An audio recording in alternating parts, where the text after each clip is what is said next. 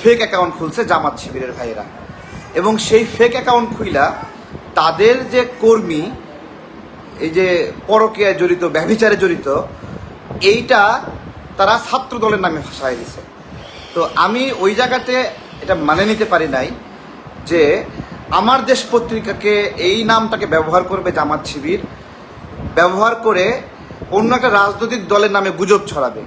মানে জামাত শিবির বা বিএনপি বা অন্যান্য রাজনৈতিক দল একে অপরের বিরুদ্ধে লাগতেই পারে, সেটা নিজের অ্যাকাউন্ট থেকে লাগবে, কিন্তু ইলিয়াস ভাইয়ের নামে ফেক অ্যাকাউন্ট খুলবে, পিনাকি দাদার নামে ফেক অ্যাকাউন্ট খুলবে, কনক সারোর ভাইয়ের নামে ফেক অ্যাকাউন্ট খুলবে, আমার দেশ মাহমুদুর রহমান ভাইয়ের আমার দেশের নামে ফেক অ্যাকাউন্ট খুলবে, এইটা আমার পক্ষে মেনে নেওয়া সম্ভব ছিল না। এই জায়গা থেকে আমি ওইটা শেয়ার করি যে মাহমুদুর রহমান স্যারকে মেনশন করে যে আপনার আমার দেশ পত্রিকার নামে এই ফেক অ্যাকাউন্ট খুলে এইটা শিবির একটা অপকর্ম করছে, ব্যভিচারী করছে, ওইটা ছাত্র দলের নামে চাপাই দিচ্ছে।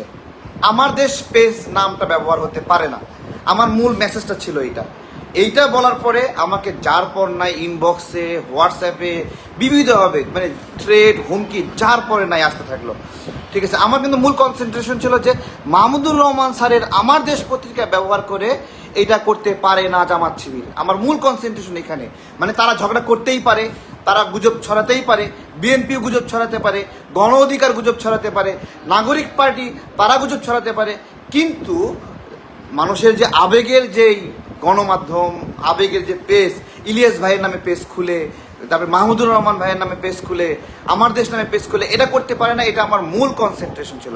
ওমা, আমি এই সাধারণ বিষয়টি দৃষ্টি আকর্ষণ করার পরে আমাকে যার পরে নাই হ্যারাসমেন্ট, মানে পুরা মৌমাছি বাহিনী আইসা আমাকে হামলা শুরু করে দিল, আক্রমণ শুরু করে দিল, সাইবার হ্যারাসমেন্ট শুরু করে দিল। পেজগুলোর নাম মানে অন্যরকম, যে আল্লাহ তোমার মানে এরকম বান্দা, তারপরে ভালোবাসি তোমাকে, আসমান জমিন, এরকম বিভিন্ন ফেক পেজ থেকে সমানে আসে হ্যারাসমেন্ট শুরু করে দিল যে আমি বিএনপি জামাতের দালাল। এইরকমভাবে আমি আবারও বলতেছি, আমি বিএনপি জামাতের ইনফরমেশনগুলো আমি এড়িয়ে যাই, কারণ আমরা একসাথে আন্দোলন করছি, ওই জন্য আমি এড়িয়ে যাই, সবসময় এড়িয়ে যাই। ঠিক আছে, একসঙ্গে আন্দোলন করার কারণে এটা এড়িয়ে যায়। তো এরপরে যখন আমাকে হ্যারাসমেন্টটা শুরু করলো, তখন আমি মানে মনে করলাম যেহেতু ওরা আমার দেশ পত্রিকার ফেক নিউজকে সত্য বলে প্রচার করছে এবং ওরা নিজেরাই দোষী, নিজেরাই ব্যভিচারের সঙ্গে জড়িত, নিজেরাই মানে বিকৃত যৌনাচারের সঙ্গে জড়িত, এই যে চীনা ব্যভিচারে জড়িত হয়ে ছাত্রদলের নামে তারা উল্টা আরও মানে করতেছে, এইটা আমার কাছে অস্বাভাবিক লাগছে। সেইখান থেকে আমি একটা মানে ফেসবুকে পোস্ট করি যে আমি আসলে অনেক করে খুঁজতেছিলাম মাইনুল ইসলাম সে আসলে শিবির করে কিনা, এইটা আমার খুঁজতেছিলাম। তো খুঁজতে খুঁজতে মাইনুল ইসলামের আইডি পাইলাম, সেখানে পুরোটা আইডি জুড়ে মানে জামাত শিবির এইসব আপনার হলো এগুলো পোস্ট। তো এই আমি স্ক্রিনশট নেব, এর মধ্যে দেখি যে ইরোর মানে পেজ বন্ধ করে দিছে, আইডি বন্ধ করে দিছে। তখন বুঝতে পারলাম যে সে লুকাতে যাচ্ছে। এরপরে তার নামে অনেকগুলো সার্চ দিয়ে দেখলাম যে আসলে কি, মানে আসলে এই ছেলেটা একজন ইমাম নাকি ছাত্রদল নাকি একজন সে শিবিরের কর্মী। ঠিক আছে, তো এইটা খুঁজতেছিলাম, কিন্তু ওই একটা পোস্টে কিন্তু রয়ে গেছে। এর মধ্যে হ্যারাসমেন্ট, আমি বিএনপির জামাত দালালি করতেছি, আমি মানে জামাতে ইসলামের বিরুদ্ধে লাগছি, শিবিরের বিরুদ্ধে গুজব ছড়াচ্ছি। মানে আমি একটা সিম্পল জিনিস যে আমার দেশ পত্রিকাকে এইভাবে কেউ ব্যবহার করতে পারে না, এইটা মেনশন করতে গিয়ে যে পরিমাণ হ্যারাসমেন্টের শিকার হলাম, এইটা আসলে মেনে নেওয়ার মতো না।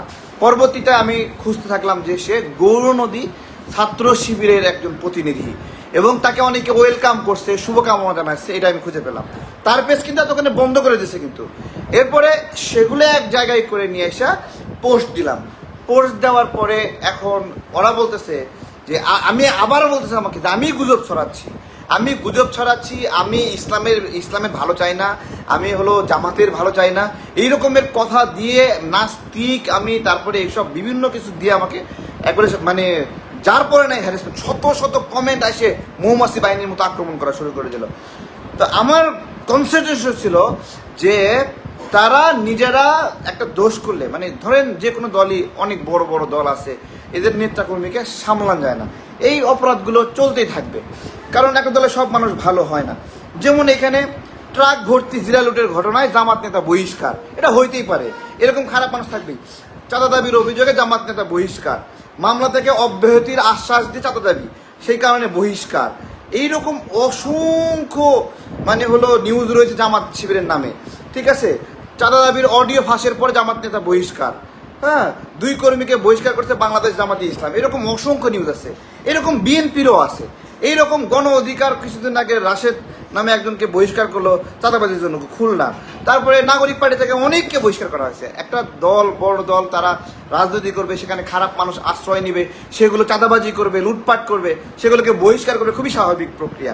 কিন্তু আমার প্রশ্ন হলো যে জিনা এবং ব্যভিচারে লিপ্ত হয়ে সেটা উল্টো অন্য একটা সংগঠনকে চালায় দিচ্ছে, আমার দেশ নামে পত্রিকা ব্যবহার করতেছে, ইলিয়াস ভাইয়ের নামে পেজ ব্যবহার করতেছে, এইটা আমার কাছে আপত্তিকর ছিল। আমি এইটা বলছি যে আপনারা তাকে একসময় বহিষ্কার করবেন না।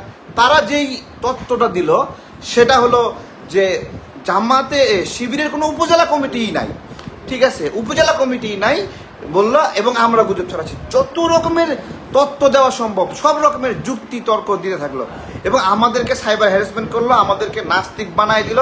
এখন আমার প্রশ্ন হলো, জামাত শিবিরের ভাইরা, আপনাদেরকে নিয়ে আমি একদমই মাথা ব্যথা নাই। আপনার এটা ভাইবেন না যে আপনারা যেভাবে বিএনপির ছোটো ছোটো স্টিকার বানায় ফেসবুকে সারাক্ষণ পোস্ট করেন, কমেন্ট করেন, অথবা বিএনপির ভাইয়েরা আপনাদের বিরুদ্ধে পোস্ট করে কমেন্ট করে, আমি ওই অ্যাক্টিভিজমটা আপনাদের বিরুদ্ধে চালাবো না আমি, ঠিক আছে। আপনারা আমাকে একবার ধ্বংস করে দিলেও আমি চালাবো না, আমি এটা করবো না। আমি যেটা করেছিলাম, একটা অসত্যকে চাপা দিয়ে অন্য একজনকে আপনি ক্রিমিনাল বানাচ্ছেন, এইটা রোধ করা আমার দায়িত্ব ছিল। এবং আমাকে আপনারা ভয় দেখাবেন না, ঠিক আছে। আপনারা যখন ভয়ে গর্তে লুকাইয়েছিলেন তখন আপনাদের পক্ষে আমি কথা বলেছি, এবং রাস্তাঘাটে ধরে ধরে আপনারা বলতেন, তারেক ভাই আপনার জন্য আমাদের কাজ করতে সুবিধা হচ্ছে, এই আমি কথা বলেছি যখন আপনাদের পক্ষে কেউ কোথাও কথা বলতো না। আমার একটা চিন্তা ছিল, ওই জায়গা থেকে আমি কথা বলতাম যে ধরেন এখন এই গণ অভ্যুত্থানে আওয়ামী লীগের সহযোগী ছিল জাতীয় পার্টি, আওয়ামী লীগ হত্যা টত্যা অনেক কিছু করছে, জাতীয় পার্টি তার সহযোগী। এই সহযোগী হিসেবে জাতীয় পার্টির 50 জন মানুষকে 50 বছর পর ফাঁসি দেওয়া আমার কাছে যৌক্তিক না। ঠিক একইভাবে 1971 সালে যুদ্ধ অপরাধের জন্য জামাতে ইসলাম যে যুদ্ধ অপরাধের সঙ্গে জড়িত ছিল, পাকিস্তানি বাহিনীকে সমর্থন করেছে, রাজাকার হিসেবে কাজ করেছে, আল বদর হিসেবে কাজ করেছে। আমার প্রশ্ন হলো 1971 সালে সেই পাকিস্তানিদেরকে আমরা তাদের দেশে ফিরে যাওয়ার সুযোগ দিয়েছি, মাফ করে দিয়েছি, ক্ষমা করে দেওয়া হয়েছে, তাই না? তাহলে সেই একই অভিযোগে শুধুমাত্র সহযোগী হওয়ার কারণে জামাতের নেতাদেরকে ফাঁসি দেওয়া হবে কেন, এইটা আমার আপত্তি জায়গা ছিল। আমি সেই জায়গা থেকে জামাতের পক্ষে কথা বলেছি যে এত দিন পরে এইভাবে এই মানুষগুলোকে ফাঁসি দেওয়া শুধুমাত্র রাজনৈতিক কারণ, এই কথাগুলো আমি বলেছি। জামাত শিবিরের কেউ একটা ফেসবুক পোস্ট করার, লাইভ করার, কমেন্ট করার সাহস পায়নি, এটা আমি করেছি, আপনারা করতে পারেন, আপনারা আমাকে ধন্যবাদ দিয়েছেন। এখন আমি আপনার পক্ষে কথা বলি না, আপনার পক্ষে কেন যাই না, এইটা যদি এই কারণে যদি আমাকে হ্যারাসমেন্ট করেন তাহলে তো সমস্যা। আপনি চান আমি সারাক্ষণ বিএনপি নামে কুচ্ছা করি, ভাই এটা তো আপনার রাজনৈতিক এজেন্ডা, আমার রাজনৈতিক এজেন্ডা না। আপনি কেন আমার কাছ থেকে চান আমি আপনার মতো করে এই আচরণ করব? অথবা একজন বিএনপির ভাই কেন চাইবে আমাকে যে আমি আপনার চাহিদা মতো জামাতের পিছনে আমি লাগবো? এটা তো আমার কাজ না। আমার মূল কাজটা ঠিক একইভাবে একই কাজটা করেছিল অ্যাডভোকেট শিশির মনির। এই অ্যাডভোকেট শিশির মনিরকে জামাতে ইসলাম নমিনেশন দিয়েছে, প্রার্থী মনোনীত করেছে সুনামগঞ্জ 2 আসনের সম্ভবত। তো সেই শিশির মনির কি করেছে? শিশির মনির যেটা করেছে, আবরার ফাহাদের খুনিদের বাঁচানোর জন্য লড়াই করেছে, একসঙ্গে 7 জন আসামির পক্ষে লড়াই করেছে। এমনকি এর মধ্যে ছাত্রলীগের সাধারণ সম্পাদক রাসেল, তার নামটাও রয়েছে। কেন করেছে আমরা জানি না। জামাতে ইসলাম আজকে আবরার ফাহাদের খুনিদের বাঁচানোর জন্য লাফালাফি করলো। ধরলাম শিশির মনির তার হলো উকালতির এজেন্ডা, যে একজন উকিল যে কোনো মামলা লড়তে পারে এরকম একটা কথা আছে, সেই এজেন্ডা থেকে ওকালতি করছে। কিন্তু জামাত শিবিরের বাহিনী, কমেন্ট বাহিনী, যেটাকে অনেকে বট বাহিনী বলে, সেই বট বাহিনী কেন আমার বিরুদ্ধে যুদ্ধ ঘোষণা করলো, আমার এখানে এসে কেন হ্যারাসমেন্ট করলো?